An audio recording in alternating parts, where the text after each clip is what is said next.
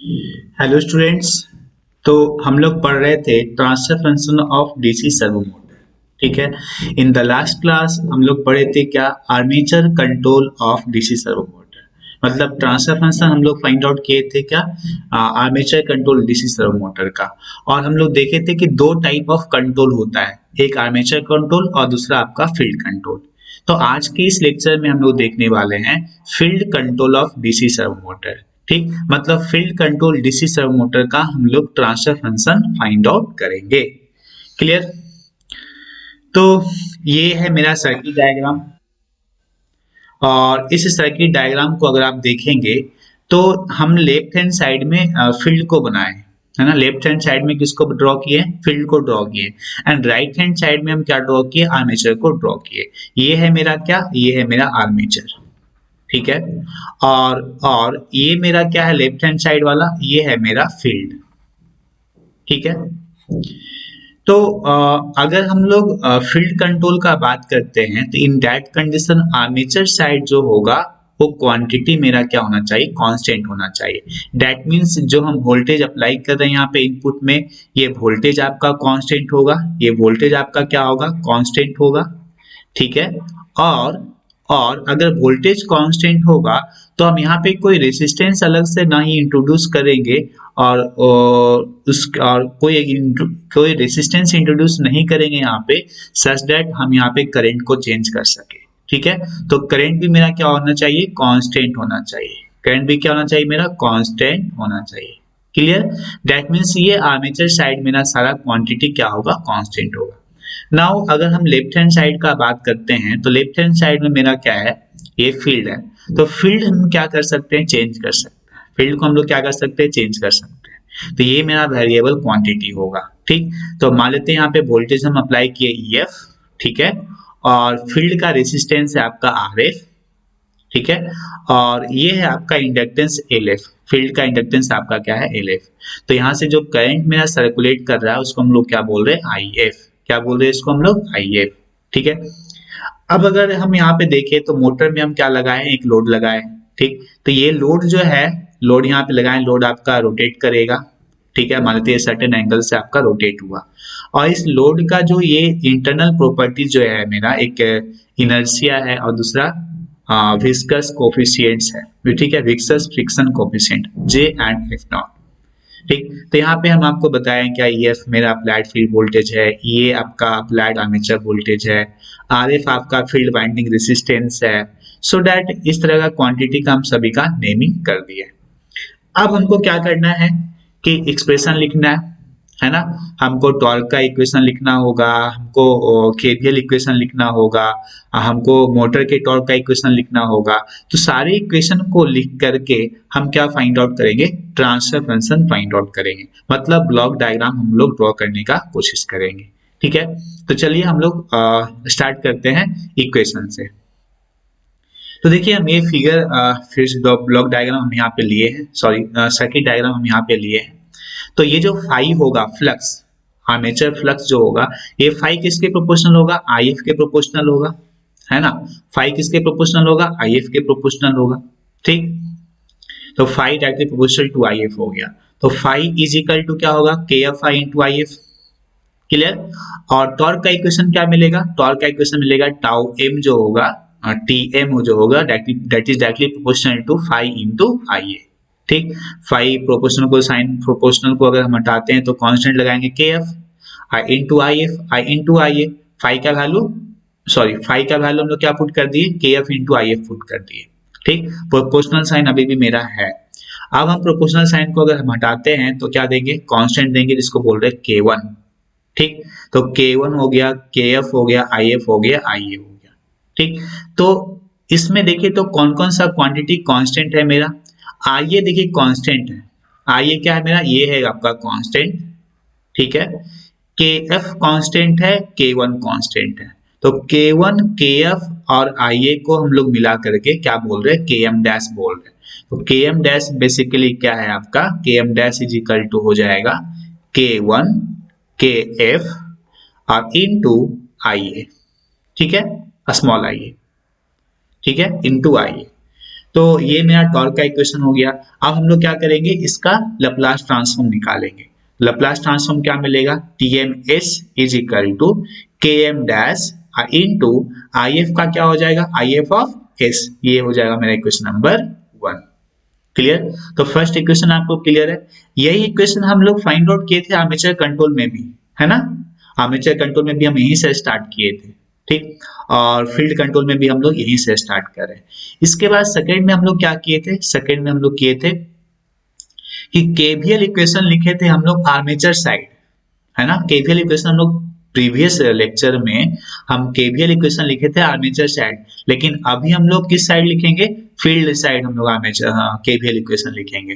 तो KVL equation अगर हम यहाँ पे लिखते हैं तो क्या मिलेगा हमको, EF इज इक्वल टू, मतलब EF total applied voltage, EF is equal to क्या मिलेगा, voltage drop across RF and the voltage develop across LF, ठीक। तो इक्वेशन क्या मिलेगा, EF is equal to IF into RF plus LF into DIF upon DT, ठीक है, समझ गए। अब हम लोग क्या करेंगे, इसका लैप्लास ट्रांसफॉर्म निकालेंगे, है ना।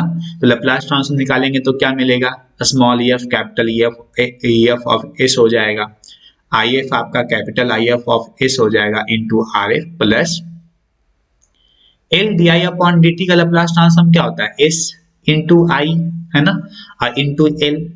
तो मतलब DI अपॉन DT का लैप्लास ट्रांसफॉर्म बेसिकली क्या होता है, S इंटू IS। तो यहाँ पे क्या हो जाएगा, यहाँ पे आपका हो जाएगा LF S into IF of S, ठीक है, सिंपल है। यहाँ से हम I ऑफ S कॉमन निकाल लिए, I ऑफ S कॉमन निकाल लिए, तो क्या मिल गया, RF plus S into LF, ठीक। दिस इज इक्वेशन नंबर 2, ठीक। अब देखिए एक्चुअली है, रहता कुछ नहीं है, बस आपको थोड़ा सा स्टेप्स आपको दिमाग में रखना है। अगर आप स्टेप्स को दिमाग में रखते हैं तो फील्ड कंट्रोल हो गया या आर्मेचर कंट्रोल हो गया, दोनों में बेसिक ज्यादा डिफरेंस नहीं है ना, दोनों में ज्यादा बेसिक डिफरेंस नहीं है। आप आसानी से इक्वेशन डेवलप कर सकते हैं और साथ में आप उसका ब्लॉक डायग्राम बनाने के बाद उसका ट्रांसफर फंक्शन फाइंड आउट कर सकते हैं, ठीक है। तो ये आपका नेक्स्ट इक्वेशन है टॉर्क का। टॉर्क का इक्वेशन क्या है मेरा, ये हम आपको बताए भी थे कि एक लोड टॉर्क होता है, एक मोटर टॉर्क होता है ना। जब मोटर टॉर्क और लोड टॉर्क दोनों इक्वल होता है तो सिस्टम मेरा स्टेबल होता है, मतलब कांस्टेंट स्पीड से मेरा मोटर क्या होगा, रोटेट करेगा।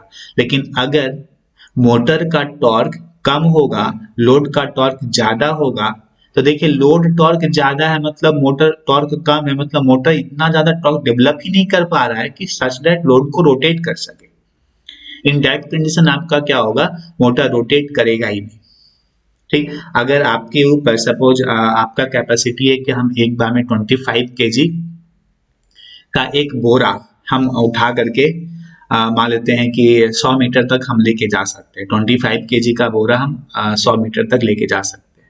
अब अगर आपको कोई बोले 50 kg का बोरा आपके ऊपर डाल दे, तो क्या आप उसको लेके जा पाएंगे, नहीं लेके जा पाएंगे। तो 50 kg का जो बोरा होगा वो आपका लोड होगा ना। तो लोड का वैल्यू या लोड का जो पावर है या उसके लिए जो जो चाहिए एनर्जी, वो एनर्जी आपके पास नहीं है। तो जब आपका एनर्जी कम होगा, लोड का एनर्जी ज्यादा होगा, तो आप कभी नहीं जा पाइएगा। लेकिन अगर वही लोड मतलब 25 kg के जगह पे अगर 15 kg कर दिया जाए तो आप तो और फुर भाग जाइएगा, है ना, जल्दी भाग जाइएगा, ठीक है।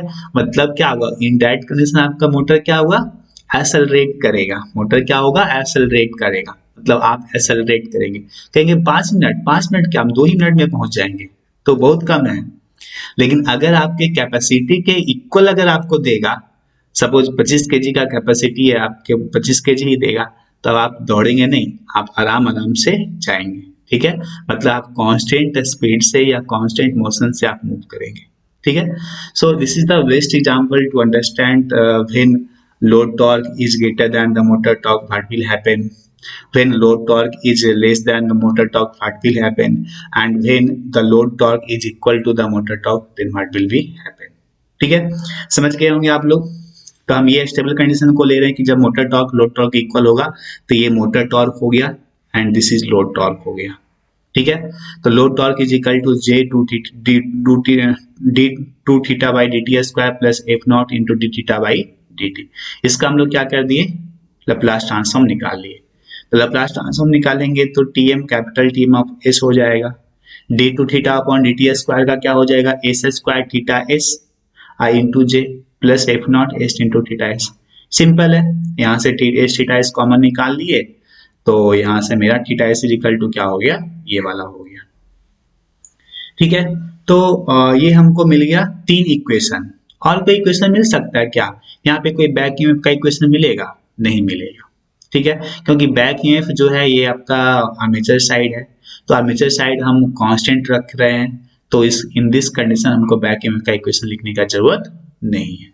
ठीक है, अब बताइए अगर बैक ईएमएफ हम लोग नहीं लिखते हैं सपोज, तो इसमें फीडबैक क्वांटिटी आएगा, मतलब फीडबैक में कोई पाथ होगा क्या? फीडबैक पाथ नहीं होगा। इसके पहले वाले आर्मेचर कंट्रोल में हम लोग देखे थे क्या कि ईबी का इक्वेशन हम लोग लिखे थे, ईबी का इक्वेशन हम लोग लिखे थे, और ईबी मेरा क्या था, इनपुट को अपोज कर रहा था, इनपुट को क्या कर रहा था, अपोज कर रहा था। बट यहाँ पे तो आपके इनपुट को कोई अपोज करने वाला नहीं है बैक ईएमएफ की तरह। ठीक, मतलब इस field control of DC servo motor में कोई फीडबैक पाथ आपको प्रेजेंट नहीं मिलेगा, मतलब उसका कोई इक्वेशन भी मेरे पास नहीं है। ठीक है, सो दैट अब मेरे पास ये 3 इक्वेशन मिला, और इस तीनों इक्वेशन का हेल्प लेकर के हम लोग क्या करेंगे, सबसे पहले ब्लॉक डायग्राम को ड्रॉ करने का कोशिश करेंगे। ठीक है, तो चलिए सबसे पहले हम ब्लॉक डायग्राम को ड्रॉ करते हैं। तो ये है आपके पास 3 इक्वेशन। चलिए हम एक बार इसको कॉपी पेस्ट कर लेते हैं ब्लॉक डायग्राम को।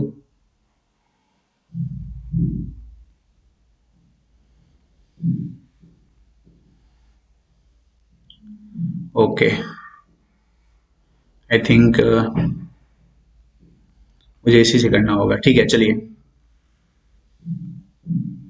ये इक्वेशन है मेरे पास, आप ऑलरेडी जान ही रहेंगे कि कैसा आपका सर्किट डायग्राम है ना। अब हम लोग क्या करेंगे, इस दोनों इक्वेशन से हम लोग क्या करेंगे, फाइंड आउट करेंगे, ब्लॉक डायग्राम ड्रॉ करेंगे। ठीक है, तो चलिए बताइए, तो इनपुट में क्या होगा, आउटपुट में क्या होगा, बताइए। चलिए यहाँ पे हम लोग लेते हैं, इनपुट में क्या होगा, आउटपुट में क्या होगा। इनपुट में क्या होगा बताइए, इनपुट में देखिए ईएफ है, ये वाला वोल्टेज है, सॉरी इनपुट में क्या है मेरा, ये वाला वोल्टेज है ना, ईएफ। तो इनपुट साइड मेरा क्या होगा, ईएफ ऑफ एस। ठीक है, और आउटपुट में मेरा क्या है, देखिए आउटपुट मतलब रोटर, मोटर रोटेट करेगा थीटा, है ना, तो या तो थीटा ले सकते हैं और नहीं तो थीटा करने का मतलब थीटा एस ले सकते हैं, और नहीं तो D theta upon D T, D theta upon D T ले सकते हैं। तो D theta upon D T मतलब एस इंटू थीटा एस। ये दो क्वांटिटी को हम लोग आउटपुट में ले सकते हैं, एक थीटा एस को ले सकते हैं, दूसरा एस इंटू थीटा एस को ले सकते हैं। ये थीटा से मिल रहा है थीटा एस, थीटा मेरा क्या है, एंगुलर डिस्प्लेसमेंट है, एंगुलर डिस्प्लेसमेंट है। ठीक है, और D theta upon D T मेरा क्या है, एंगुलर स्पीड, है ना। तो आउटपुट में हम लोग स्पीड भी कंसिडर कर सकते हैं, और हम चाहेंगे तो आउटपुट में पोजीशन को भी ले सकते हैं। ठीक है, और इनपुट साइड में क्या होगा, ईएफ ऑफ एस होगा। ठीक, तो इस दो को एज्यूम करते हुए, इस दो को कंसिडर करते हुए आपको क्या करना है, ब्लॉक डायग्राम बनाना है। तो चलिए ब्लॉक डायग्राम बनाते हैं। सबसे पहले देखिए आउटपुट में यहाँ पे थीटा एस है ना, थीटा एस, यही एक इक्वेशन है मेरे पास जिसमें कि थीटा एस प्रेजेंट है, मतलब ये हमको क्या रखना है, आउटपुट में रखना है। ठीक, तो आउटपुट और इसका इनपुट क्या होगा, टीएम ऑफ एस होगा, है ना। तो आउटपुट बाय इनपुट का रेशियो हमको क्या मिलेगा, ये वाला मिलेगा, 1/s into J S plus F not. मतलब सबसे पहले हम एक ब्लॉक बनाएंगे, ठीक है, और इस ब्लॉक का हम लोग ट्रांसफर फंक्शन क्या लेंगे, 1/s इंटू जे एस प्लस एफ नॉट। ठीक है, ये हमको मिल जाएगा आउटपुट इसका थीटा एस, और इनपुट क्या मिल जाएगा हमको, इनपुट मिल जाएगा T M of S, T M of S. Clear. अब देखिए तो टी एम ऑफ एस के लिए कोई इक्वेशन है मेरे पास, हाँ है मेरे पास equation number 1। T M of S is equal to क्या मिलेगा, K M dash into I F of S. ठीक, मतलब I F of S input होगा, टीएमएफ एस आउटपुट होगा, और ट्रांसफर फंक्शन ब्लॉक का क्या होगा, के एम डैश होगा। ठीक, तो एक ब्लॉक हम बनाते हैं यहाँ पे,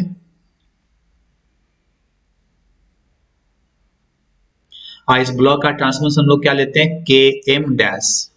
क्लियर। अब देखिए तो ये इनपुट क्या हो जाएगा, इनपुट हो जाएगा आई एफ ऑफ एस।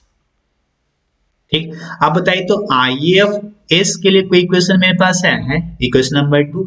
देखिए इसे I of S find out कीजिए, क्या मिलेगा, I of S is equal to E F of S divided by R F plus S into L F. ठीक, मतलब ये आउटपुट हो गया और ये इनपुट हो गया और ये मेरा क्या हो जाएगा, transfer function 1 by R A plus S into L F.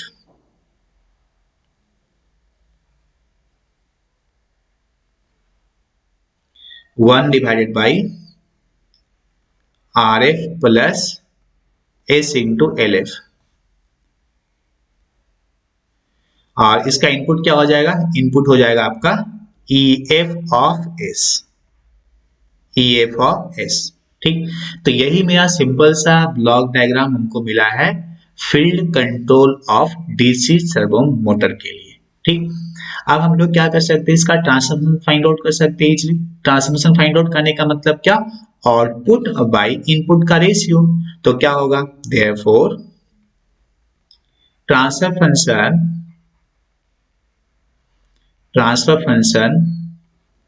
of the field control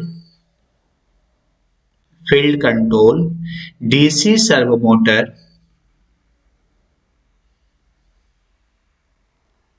is given by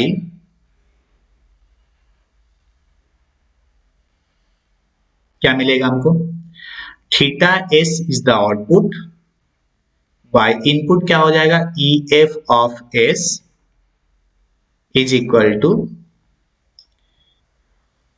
क्या मिलेगा, देखिए मल्टीप्लाई कर दीजिए तीनों ब्लॉक को, तो क्या मिलेगा, K M dash divided by ये हो जाएगा आपका are F plus S into L F. ठीक, और इनटू यहाँ पे क्या हो जाएगा, एस आपका यहाँ पे कॉमन ले लेते हैं, जे S plus F not, J S plus F naught. ठीक है, हम चाहेंगे तो इस एस को लेफ्ट हैंड साइड भी भेज सकते हैं, तो क्या मिल जाएगा यहां से हमको, अगर लेफ्ट हैंड साइड भेजते हैं तो S into theta S divided by E F of S, E F of S is equal to क्या मिलेगा, K M dash divided by R F plus S into L F. ठीक, और into J S plus F naught. ठीक, तो basically या तो हम इसको बोल सकते हैं ये मेरा ट्रांसफर फंक्शन हो सकता है, ठीक है, और नहीं तो हम बोल सकते हैं कि ये भी मेरा एक ट्रांसफर फंक्शन हो सकता है, ये भी मेरा क्या हो सकता है, ट्रांसफर फंक्शन हो सकता है। ठीक, तो अब हम इसको क्या करते हैं, थोड़ा सा कोशिश करते हैं स्टैंडर्डाइज करने का। ठीक, स्टैंडर्डाइज करने का मतलब हुआ इसको टाइम कांस्टेंट फॉर्म में हम लिखना चाहते हैं, टाइम कांस्टेंट फॉर्म में इसको लिखना चाहते हैं। ठीक है, तो चलिए हम इसको टाइम कांस्टेंट फॉर्म में लिखते हैं। तो टाइम कांस्टेंट फॉर्म ऑलरेडी आप लोग जानते हैं ना, टाइम कांस्टेंट फॉर्म ऑलरेडी आप लोग जानते हैं। ठीक, तो देखिए इसको हम लोग टाइम कांस्टेंट फॉर्म में लिखेंगे सबसे पहले। तो टाइम कांस्टेंट फॉर्म क्या होता है, अगर हम इसको टाइम कांस्टेंट फॉर्म के साथ में कंपेयर करें, सपोज टाइम कांस्टेंट फॉर्म के साथ में कंपेयर करेंगे, तो इसको हम लोग को लिखना होगा in terms of S some constant K divided by S into tau 1 plus 1 into S into tau 2 plus 1, है ना, क्योंकि नीचे में दो फैक्टर है प्रेजेंट, तो क्या होगा, S into tau 1 plus 1 S into tau 2 plus 1, ये आपका स्टैंडर्ड या इसको बोल सकते हैं टाइम कांस्टेंट फॉर्म है। तो एस टाउ प्लस 1 के फॉर्म में अगर लिखना होगा तो क्या करना होगा, यहाँ से आर एफ कॉमन निकालना पड़ेगा और यहाँ से आपका एफ नॉट कॉमन निकालना पड़ेगा। ठीक है, तो नेक्स्ट एक्सप्रेशन में हम लोग यहाँ से आर एफ कॉमन निकालते हैं, एफ नॉट कॉमन निकालते हैं, तो क्या मिलेगा, K M dash divided by R F into F naught ठीक, अब बताइए तो यहाँ पे क्या मिलेगा, ये 1 हो जाएगा और ये हो जाएगा S L F upon R F. तो हम इसको लिख रहे हैं क्या, S into L F upon are F plus 1। ठीक, और इनटू यहाँ पे क्या हो जाएगा बताइए, एफ नॉट डिवाइड हो जाएगा यहाँ पे जे बाई एफ नॉट। तो ये हो जाएगा आपका S into J divided by F not plus 1। Clear,